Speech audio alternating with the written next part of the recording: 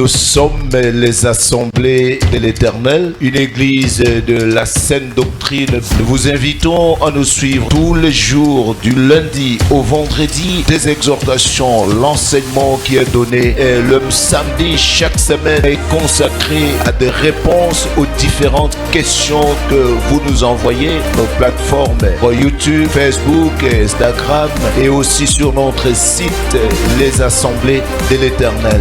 À partir de 6h juste, heure de Kinshasa, votre humble serviteur, le docteur Jean-Paul Lokadi, ministre de Dieu.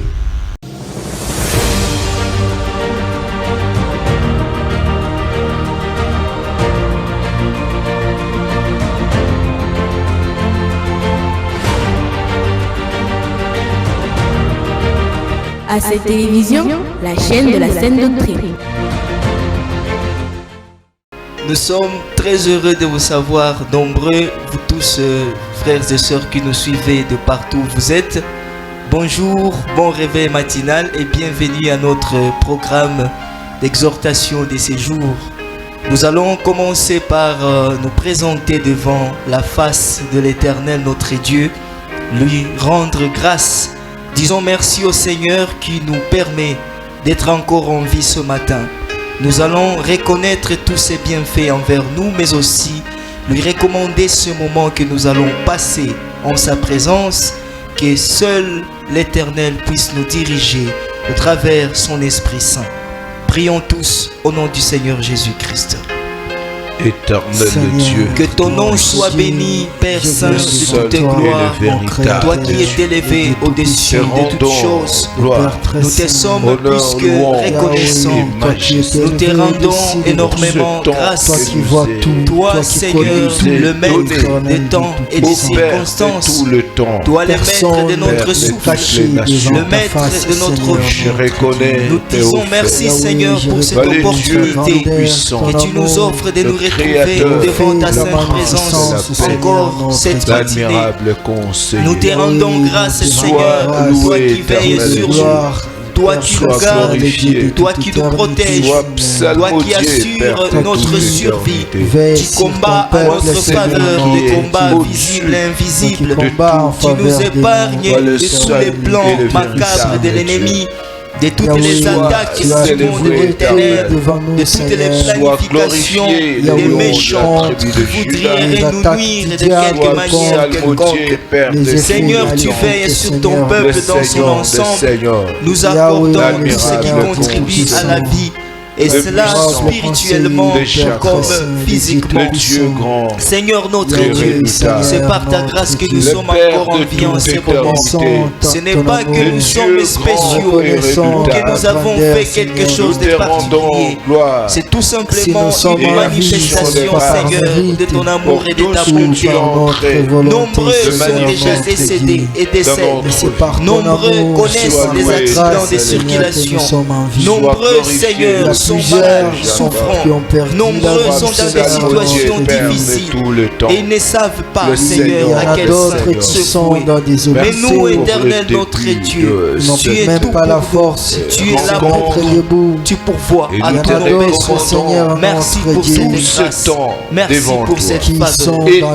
Oh Seigneur, nous te recommandons ce moment que nous voulons passer devant ta sainte présence, que tu acceptes de nous conduire, oh Dieu, dirige-nous, que ton Esprit Saint puisse nous conduire en toutes choses, selon ta volonté. Au nom puissant du Seigneur Jésus, nous prions ainsi.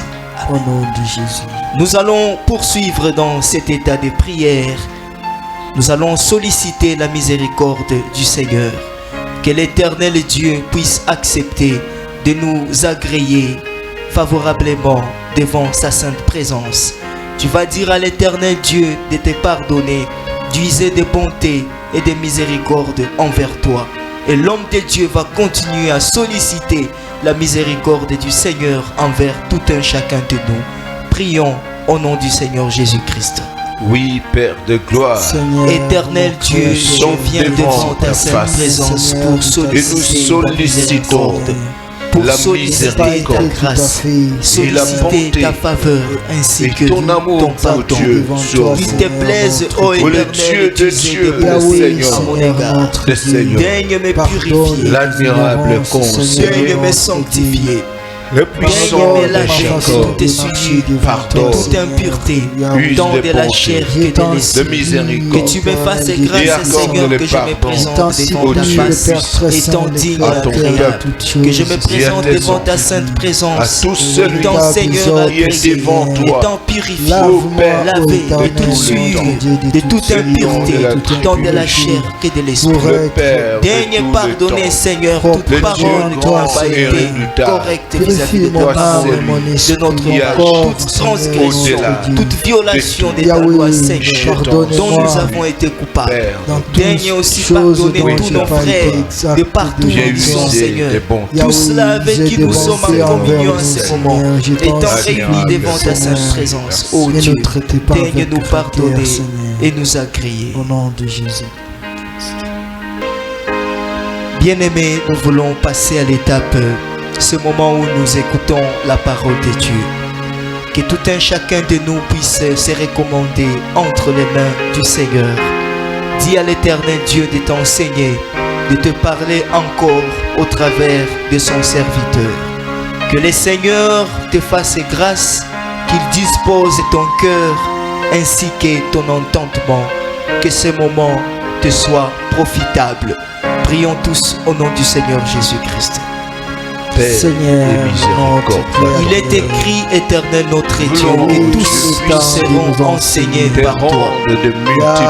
Accepte, ô Dieu, de nous parler, de nous enseigner au travers de ton serviteur, le ministre de Dieu, l'instrument que tu t'es choisi.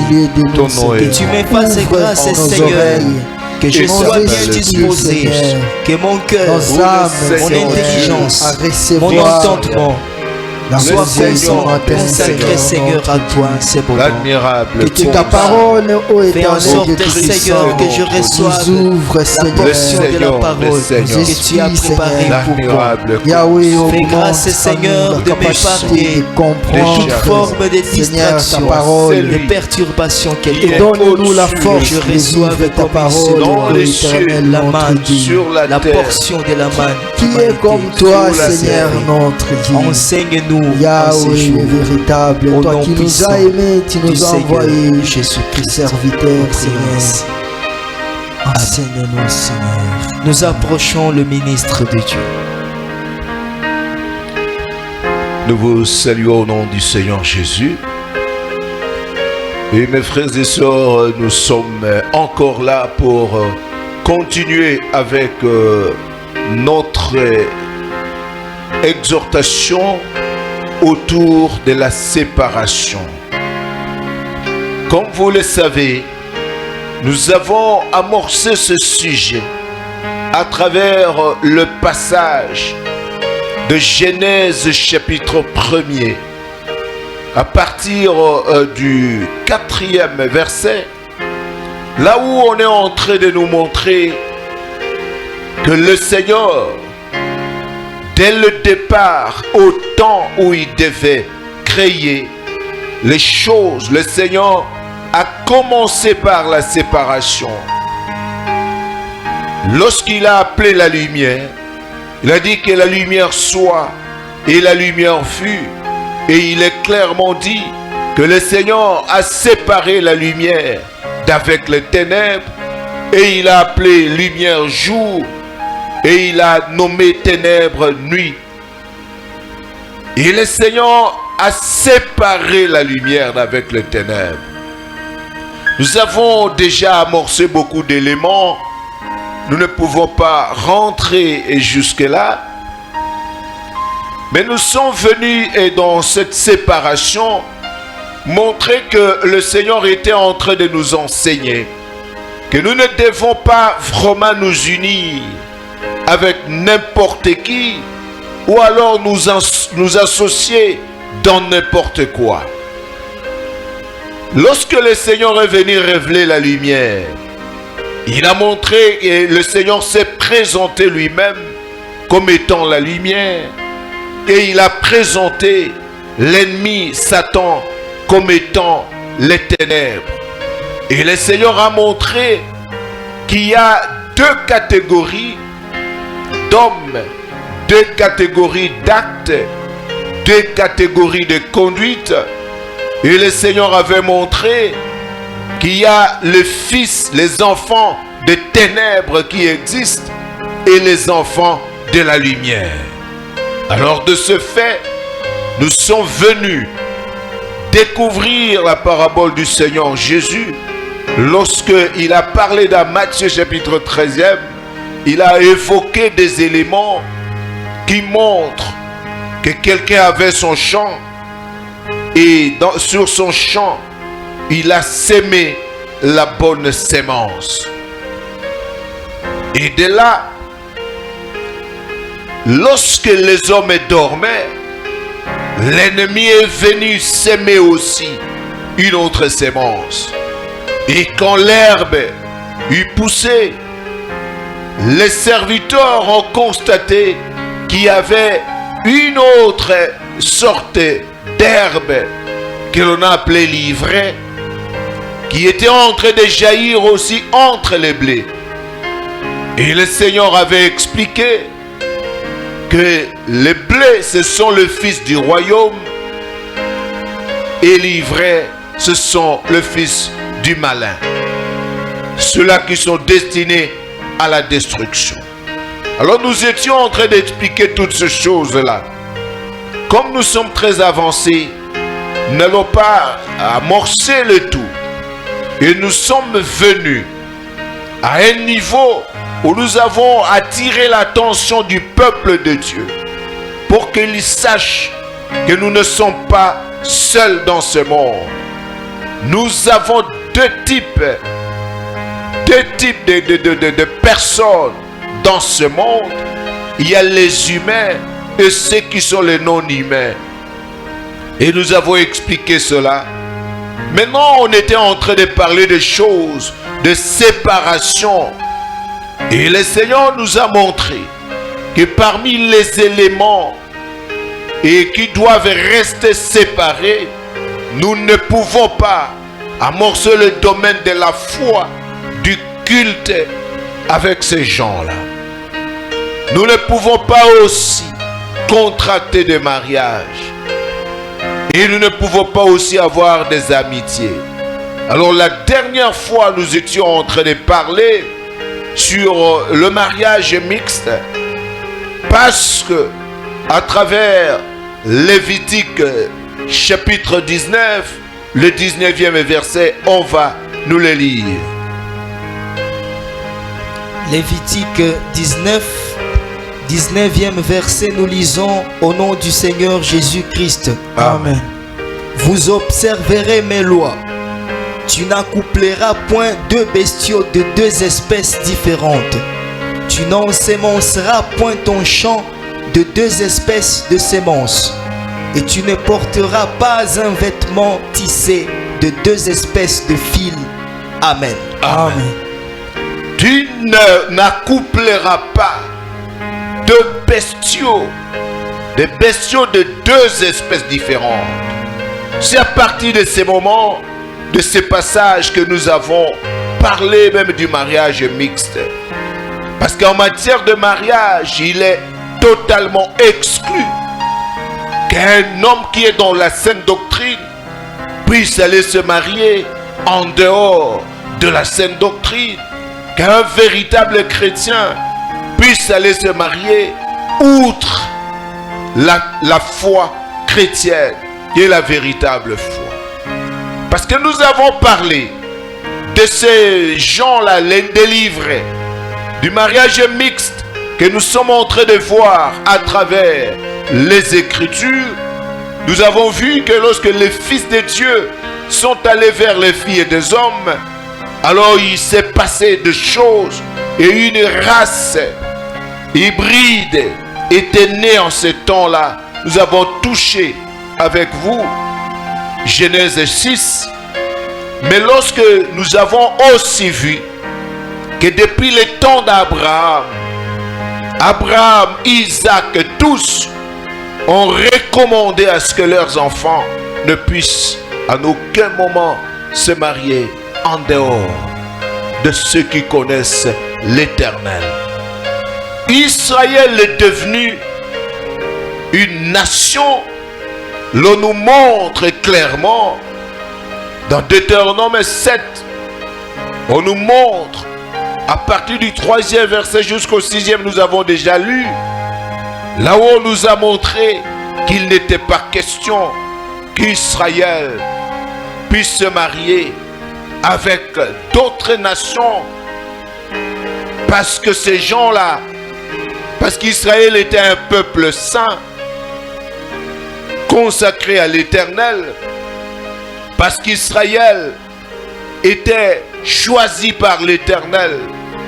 Et nous avons vu, on nous a montré aussi, que c'est parce que ces gens-là, n'étant pas de la race de Dieu, vont induire les enfants de Dieu pour aller adorer de faux dieux.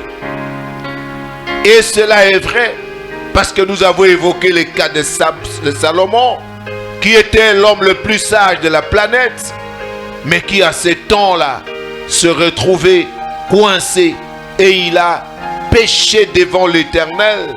Et on a rappelé cette disposition de l'Écriture.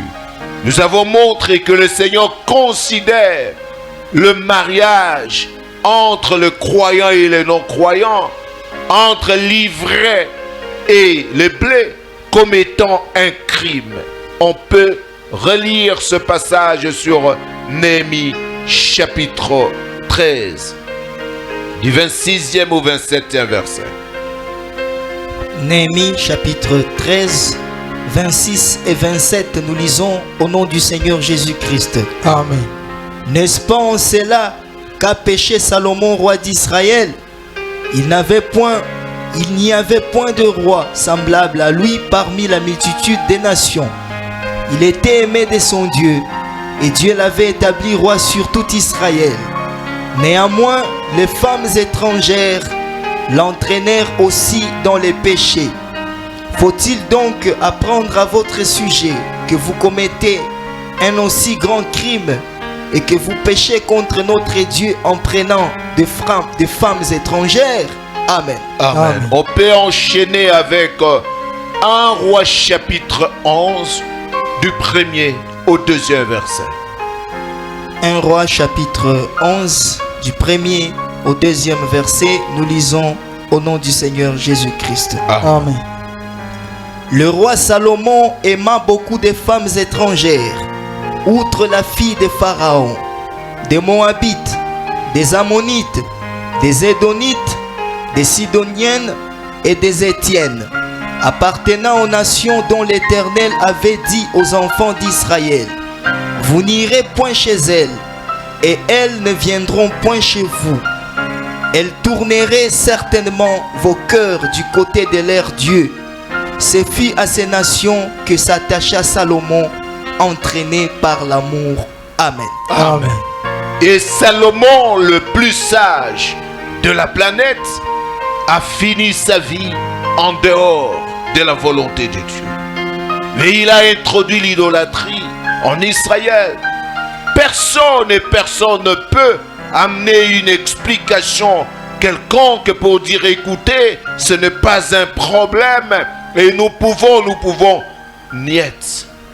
Nous avons fini par montrer que même une veuve dans l'église, selon 1 Corinthiens 7, le verset 39e, que même une sœur qui a perdu son mari et qui est restée veuve, lorsque le Seigneur parle du remariage, il dit cette femme est libre de se marier à qui elle le veut, à la seule condition que ce soit dans le Seigneur. Nous avons parlé de tout cela. Mais là où nous sommes, nous étions en train de montrer que la seule raison qui puisse pousser un croyant, un homme qui croit à la saine doctrine, à aller outre la saine doctrine, la seule raison, c'est l'égarement. Il n'y a pas autre chose. C'est seulement la puissance d'égarement. Parce qu'il n'y a aucune raison si ce n'est l'égarement d'esprit. Parce que pourquoi? Parce que l'on veut se marier, on doit alors commencer à placer les regards en dehors de la foi, en dehors de la saine doctrine, en dehors de l'église et de la parole de Dieu. Ça sera totalement inacceptable. Et vous allez vous rendre compte que lorsque une personne va aller commettre un grand crime, et vous allez penser que les frères, les sœurs, que les serviteurs de Dieu vont croiser les bras pour dire que l'on laisse là une personne ayant commis un grand crime émerger au milieu de nous, et alors ceux-là qui ont commis de péché sont exclus, alors que celui qui a commis un grand crime est en train d'émerger. Voilà pourquoi cette légèreté dans laquelle beaucoup se sont plongés et dans laquelle les gens, les frères et sœurs se plongent autour du mariage, c'est une légèreté qui est totalement inacceptable. Parce qu'il arrive des fois où lorsqu'un homme veut se marier, il se croit comme s'il est devenu, si c'est une vedette. Il se croit comme tout le monde doit venir derrière lui là. Alors qu'il ne comprend pas que c'est une affaire de la vie. C'est une affaire de la vie. Parce que l'Écriture montre bien que la vision de Dieu autour du choix, la vision de Dieu autour du choix de mariage, autour du choix d'une femme, d'un homme, est basée sur le comportement, sur la foi, sur la crainte de l'Éternel, et non sur autre chose. C'est le diable qui est venu dire aux gens que non, lorsque vous voulez vous marier, vous savez, vous devez voir, oh, la femme qui est belle, la femme qui fait ceci, mais non. Il faut bien retenir une chose, que la vision de Dieu sur le choix de l'épouse est basée exclusivement sur la crainte de l'Éternel, sur le comportement, sur la conduite de la personne. Et cette conduite est basée sur le respect de la parole de Dieu. Et voilà là où le Seigneur est. C'est pourquoi, dans Proverbe 31, là où l'Écriture déclare que la beauté est vaine, la grâce est trompeuse, mais la femme qui craint l'Éternel, c'est celle qui sera louée. Amen. Mais comment expliquer qu'un frère peut penser un seul instant que même si une sœur est dans l'assemblée, quelqu'une seulement qui est dans l'assemblée, qui n'a pas fait même la preuve de la crainte de l'Éternel, qui est en train de marcher à longueur de journée, tout le monde sait que non, c'est quelqu'un qui ne respecte pas la parole de Dieu. Et c'est là où les yeux du frère seront posés. C'est l'égarement d'esprit. C'est l'égarement d'esprit. Et vous voyez les frères tomber sur les nouveaux venus. Il y a des choses que les serviteurs de Dieu doivent refuser. On ne peut pas rester là-bas parce que les frères sont dans une obligation d'obéir à la parole de Dieu. Comment expliquer que les frères vont rester là? Seulement des filles et des Moabites qui débarquent directement dans les camps d'Israël. Et c'est sur ces Moabites-là que les frères vont tomber. Donc ça montre clairement où alors le frère lui aussi est livré. Parce que comment expliquer qu'une chose aussi sérieuse comme le mariage, même celles qui sont dans l'assemblée, ce n'est pas dire que lorsque quelqu'un débarque seulement dans l'assemblée, qu'il soit un frère ou une sœur, il est impossible qu'un jeune homme débarque dans l'assemblée. Quelques mois après, il se dit non, moi je veux me marier. Et puis nous acceptons qu'il puisse prendre notre sœur en mariage. Alors que cet homme-là n'a pas encore fait preuve de la foi. Alors que cette fille, elle n'a pas encore fait preuve de la foi. Elle a débarqué seulement. Et c'est là que les regards des frères se tournent. Et il y a même de ceux qui font l'hypocrisie. Il va aller parler à celui-là. Il y a même de ceux qui passent qui partent en dehors de l'assemblée pour amener quelqu'un et l'envoyer là-bas. Et donc, comme ça, toi, tu vas aller et il ne faut pas dire que c'est moi qui t'ai amené là-bas. Quelques jours après, il vient, oh, je veux me marier. Qui tu as vu dans l'assemblée? Oh, telle personne. Comment ça? Comment? Des gens qui ne respectent pas. Il y a des gens qui ont comploté autour de leur propre mariage et qui pleurent aujourd'hui. Ils ont comploté. On a dit fais ceci et nous allons faire ceci, nous allons faire ceci. Aucune sincérité, aucunement. Ta femme ne te croira jamais. Ton mari ne te croira jamais. Il sait que tu as la capacité de mentir. Vous vous êtes convenus pour mentir au serviteur de Dieu. Il sait que tu mens. Il sait. Il y a des gens comme ça. Des ailes à motif impie. Et l'Écriture montre que Dieu est basé sur ça. C'est le diable qui est venu changer la vision des gens. C'est pourquoi la fois passée nous étions en train de dire, au lieu d'aimer les comportements, au lieu d'aimer la crainte de l'Éternel, toi tu aimes, tu choisis les fonds de teint. Parce qu'on a appliqué les fonds de teint, parce qu'on a fait d'une certaine manière. Ah bon, c'est ça. Oh, elle est belle. Oh, je l'aime vraiment parce qu'elle est belle. Quand les frères disent ainsi, nous doutons de la foi même du frère. Parce que cela n'a jamais été basé sur la beauté. Jamais. Le Seigneur dit clairement que la beauté est vaine. Comment expliquer que nous allons baser le choix sur une chose vaine, sur la vanité, et nous laissons des choses que le Seigneur présente comme étant les fondamentales. Les choses fondamentales, la crainte de l'Éternel, la conduite conforme à la parole de Dieu, mais nous allons baser notre choix sur une chose qui n'est même pas l'accessoire, mais que le Seigneur considère comme étant une vanité. La beauté est vaine.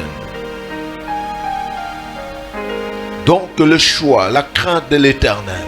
Et c'est ainsi que nous avons beaucoup de problèmes, même dans des foyers aujourd'hui. On a beaucoup de problèmes. Au lieu même que l'encadrement même soit basé sur la recherche d'une conduite conforme à la parole de Dieu, d'une vie spirituelle avérée, de la crainte de l'Éternel bien posée et d'une vie conforme à la volonté de Dieu, mais les gens sont en train de rechercher la beauté. Oh, que je mette telle chose pour être ceci. Et vous voyez même les parents, au lieu de parler aux enfants à cause de leur conduite, à cause de leur comportement, ils sont en train de passer leur temps là-bas. Et comme toi tu te négliges comme ça, qui va te prendre en marée, comme si le Seigneur avait dit ça. Ça, c'est l'accessoire. Lorsque le frère va baser son choix non sur la crainte de l'Éternel, mais sur autre chose, là nous comprenons qui est ce frère exactement. Vous savez qu'au jour où quelqu'un veut se marier, c'est ce jour-là qu'il révèle réellement qui est-il. Qui est-il? Et qu'est-ce qui étaient ses sentiments? Parce que on dit que les fils de Dieu virent que les filles des hommes étaient belles. Et à cause de cela, les fils de Dieu sont allés vers les filles des hommes. Nous avons expliqué autrefois pour montrer que quelle est cette beauté qui peut être seulement chez les filles et des hommes, donc en dehors de la foi et qui n'existe pas dans la foi. S'il en est ainsi, c'est que cette beauté est basée sur des choses contraires à la parole de Dieu. C'est pourquoi nos sœurs ne les font pas. Et comme toi tu aimes des choses contraires à la volonté de Dieu, quand tu regardes en dehors et tu vois et tu apprécies que c'est ça la volonté de Dieu. Mes frères, la stabilité des foyers est mise à rude épreuve parce que les gens ne cherchent pas la bonté de Dieu, ne cherchent pas la crainte de l'Éternel. Les gens se sont mariés seulement parce que il a 1m80. Oh, j'ai toujours cherché une fille brune. J'ai toujours cherché le bois noir. J'ai toujours cherché. Et c'est ça, on prend vraiment l'affaire mariage avec autant de légèreté. Or, tout ce que tu vois aujourd'hui peut disparaître demain. C'est pour cette raison que nous avons dit la fois passée qu'on peut faire les lits avec la beauté, mais l'on va vivre avec le comportement, avec la conduite. Et vous verrez bien que même le lit ne servira à rien. Ça ne servira à rien.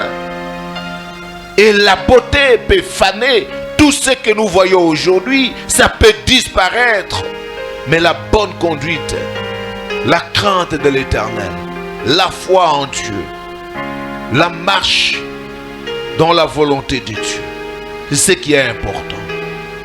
Et vous verrez bien, aujourd'hui tout le monde est là en train de rechercher que je fasse ceci, que je fasse telle chose. C'est pourquoi nous avons parlé même la fois passée. Les gens passent là-bas, oh, se faire même des injections pour gonfler les derrière. Oh, je vais faire ceci. Ils cherchent même des prothèses fessières. Ils cherchent beaucoup de choses.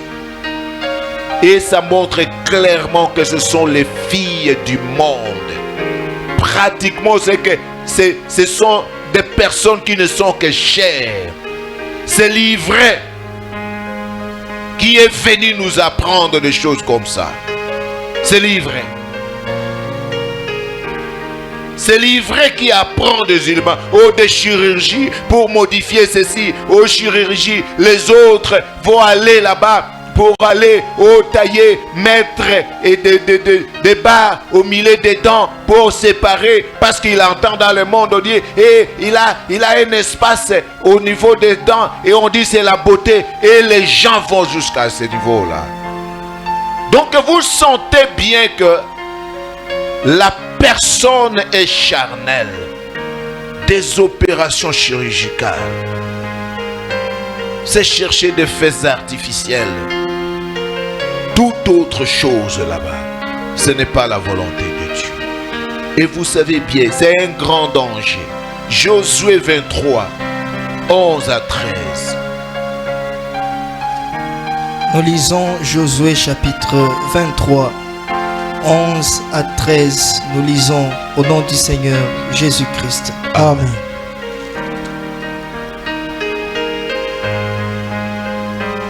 Veillez donc attentivement sur vos âmes, afin d'aimer l'Éternel votre Dieu.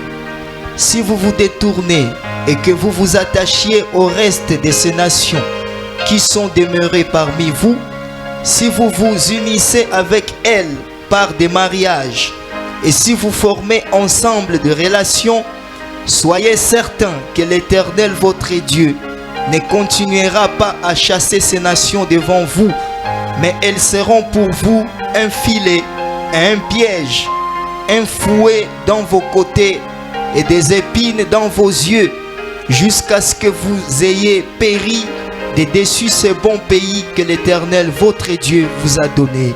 Amen. Amen. Le Seigneur avait montré à Israël que même s'il y a des restes de ces nations au milieu de vous, parce que la question ce n'est pas seulement en dehors de l'église, Serviteurs de Dieu, comprenez cela. Ce n'est pas parce que quelqu'un est venu au milieu de nous qu'il est mariable. Non. Parce qu'on montre à Israël que même s'il y a des gens au milieu de vous, des restes de ce genre qui sont restés parmi vous, et si vous vous alliez avec eux par de mariage, on dit soyez certains que l'Éternel votre Dieu va agir. Et ces gens-là seront le filet, un piège, un fouet à vos côtés, et ils seront une épine. Continue à prendre le mariage à la légère, et tu auras dans ta maison un piège. En lieu et place de la femme, tu auras dans ta maison une épine. En lieu et place de la femme, tu auras dans ta maison un fouet sur tes côtés. Tu auras cela en lieu et place d'un mari, tu auras celui-là. Parce que même l'Écriture montre dans Ecclésiaste 7, le 26e verset. Ecclésiaste chapitre 7, 26, nous lisons au nom du Seigneur Jésus-Christ. Amen. Et j'ai trouvé plus amer que la mort. J'ai trouvé plus amer que la mort la femme dont le cœur est un piège et un filet, et dont les mains sont des liens. Celui qui est agréable à Dieu lui échappe, mais le pécheur est pris par elle. Amen. Amen. Le pécheur est pris par elle. Il y a de ceux qui se sont séparés aujourd'hui de la foi véritable à cause de cela. Il y a de ceux qui sont en train de pleurer jour et nuit à cause de ce mauvais choix qu'ils ont fait. Il y a de ceux qui pleurent. Tu peux tromper tous les hommes, mais pas l'Éternel. Tu peux échapper au contrôle des humains, mais pas au contrôle de Dieu. Pas au contrôle de Dieu. Tu peux faire semblant dans telle ou dans telle chose, mais pas devant l'Éternel. On dit bien qu'il y a des femmes qui ne sont que des pièges. Il y a des hommes qui sont ainsi. Des femmes que l'on appelle des pièges, des filets, des épines. Et encore, dans Proverbe 12, le 4e verset, on parle aussi d'une femme que l'on appelle la carie, qui est une carie dans les eaux. Et l'Éternel dit que je ne le chasserai pas. Quel que soit ce que tu vas faire, elle est là. Quel que soit. Et finalement, tu iras loin. Enfin, 2 Rois 8, 26 à 27. 2 Rois chapitre 8, 26 à 27, nous lisons au nom du Seigneur Jésus-Christ. Amen. Akazia avait 22 ans lorsqu'il devint roi et il régna 1 an à Jérusalem. Sa mère s'appelait Athalie, fille d'Omri, roi d'Israël. Il marcha dans la voie de la maison d'Akab et il fit ce qui est mal aux yeux de l'Éternel, comme la maison d'Akab, car il était allié par mariage à la maison d'Akab. Amen. Amen. Il s'est allié par mariage à la maison d'Akab, dont la conduite était mauvaise. La postérité de Jézabel, c'est cette postérité qu'il est allé prendre en mariage. Et l'Écriture montre bien qu'il fit ce qui est mal à l'Éternel et il a fini mal sa vie. Et pourtant, c'est l'Éternel qui l'a choisi. Le diable s'arrange le plus souvent pour que des frères, des sœurs utiles, des serviteurs de Dieu puissent avoir même dans leur maison des sorcières. Puissent avoir pour femmes des sorcières. Nous exhortons tous les frères que lorsque vous voulez vous marier, ayez le temps de prier l'Éternel. Il ne faut pas vous livrer à des sensations charnelles. Ayez le temps de prier l'Éternel. prends en mariage une fille qui craint l'Éternel. La crainte de l'Éternel est au centre. Tout choix que tu vas faire, si cela n'est pas basé sur la crainte de l'Éternel, donc tu es tombé à côté. S'il y a une autre raison, outre la crainte de l'Éternel, qui soit à la base de tout, il faut bien savoir que tu as frappé à côté. Acceptez des hommes qui ont la crainte de l'Éternel et vous vivrez dans la paix. Choisissez des filles qui craignent l'Éternel, pas de celles qu'il faut sans action. Toi, tu connais que l'autre, les yeux sont superficiels. Elle est prête à tout. Et c'est cette femme-là que tu vas aller prendre en mariage. Pour que les serviteurs de Dieu soient maintenant tourmentés chaque fois des appels. Oh, encore elle a fait ceci, encore elle a fait cela. La crainte de l'Éternel, c'est l'élément fondamental. C'est le point de départ de tout. Quand toi tu te lèves et tu dis je veux me marier, la première des choses que tu dois observer, c'est la crainte de l'Éternel. C'est la conduite, c'est le comportement et non pas autre chose. Dès que tu passes outre et que la crainte de l'Éternel est devenue accessoire, sachez-le bien que tu n'es plus dans la vision de l'Éternel. C'est pourquoi nous vous exhortons de prendre le mariage très au sérieux et de ne pas prendre en mariage des païens et des païennes qui soit sont en dehors de l'assemblée ou dans l'assemblée. Il faut que ceux qui ne craignent pas l'Éternel puissent comprendre qu'ici c'est la crainte de Dieu. Portez-vous bien et que Dieu vous bénisse tous. Amen. Merci beaucoup, homme de Dieu, pour la parole du jour. Nous rendons grâce à l'Éternel Dieu qui nous a encore une fois parlé et nous espérons que tout un chacun de nous a reçu la portion, la part qui lui a été réservée d'en haut. Nous vous remercions également, vous tous qui nous avez suivis de partout, et nous voici à terme de ce programme. Nous allons clôturer tout en remerciant le Seigneur notre Dieu qui a permis que nous puissions écouter sa parole en ces jours, lui recommander la suite de notre journée et à la fin, l'homme de Dieu va clôturer. Prions tous au nom du Seigneur Jésus-Christ. Saint, merci Saint, Seigneur. Nous te rendons énormément grâce Seigneur notre Dieu. Nous te sommes plus que reconnaissants. Et nous te disons merci parce que tu as voulu et permis Seigneur que nous puissions nous rassembler devant ta sainte présence en cette matinée pour écouter ta parole Seigneur. Merci pour l'enseignement du jour. Merci car tu nous as rappelé Seigneur que nous n'avons pas de communion, nous n'avons pas de rapport ainsi que des relations avec ceux-là éternel Dieu qui ne sont pas dans la foi. Et cela sur le plan du mariage. Et lorsque nous ferons notre choix, nous devons le faire conformément aux prescriptions doctrinales, conformément à ta parole, basant nos choix principalement sur la crainte de Dieu, sur la conduite. Seigneur, que tu fasses grâce que cette parole que nous avons entendue trouve place dans notre cœur et que nous puissions être capables de le mettre en pratique pour notre salut. La journée, nous te le recommandons, soit la sécurité, le secours, ainsi que la réussite de tout un chacun.